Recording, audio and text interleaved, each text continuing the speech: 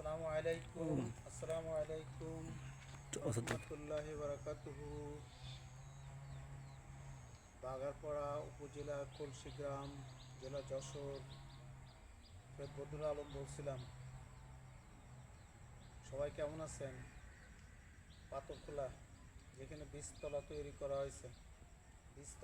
করা হয়েছে, এই বীজতলায় 3 ধরনের ধান বপন করা আছে।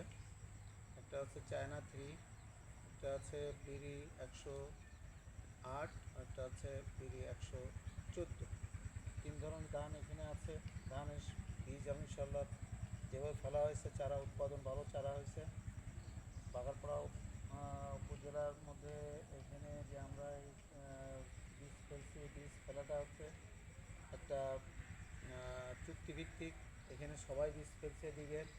এদিকেও চারা আছে, যে চারাগুলো ওদিকে করা আছে, অনেক লোক ফেলছে এটা।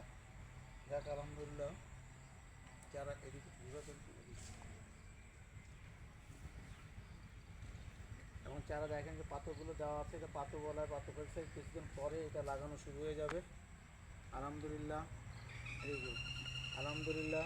এখন এই চারার বয়স এখন 20 দিন।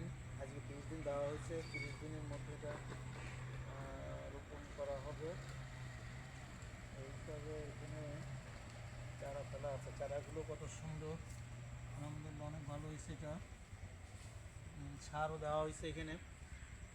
20 দিন পর এটা দেখা যাচ্ছে অবস্থা। এই 30 দিনের ভিতরে এটা রোপণ করবো আল্লাহর রহমত থাকলে। সবাইকে ধন্যবাদ। Mobile number 015524316540, 015524316540। এখানে বিভিন্ন জনে এখানে পাতো ফেলেছে চুক্তিভিত্তিক। পাতোগুলো চুক্তিভিত্তিক ফেলা। এখানে জায়গা প্রতি কাঠা জমি এখানে একজনকে লিজ দেওয়া আছে। সবাই ফেলছে তার যার জমিতে। আমি তো দেখছি আমার জমিতে যে ধানের অবস্থাটা, যাক আল্লাহর রহমতে খারাপ না, তারপরেও যে অবস্থা আছে, যদি আল্লাহ পাক রহমত করে তাহলে এটা রোপণ করব। এটা নতুন ধান। সবাই ভালো থাকেন। আসসালামু আলাইকুম রহমতুল্লাহ।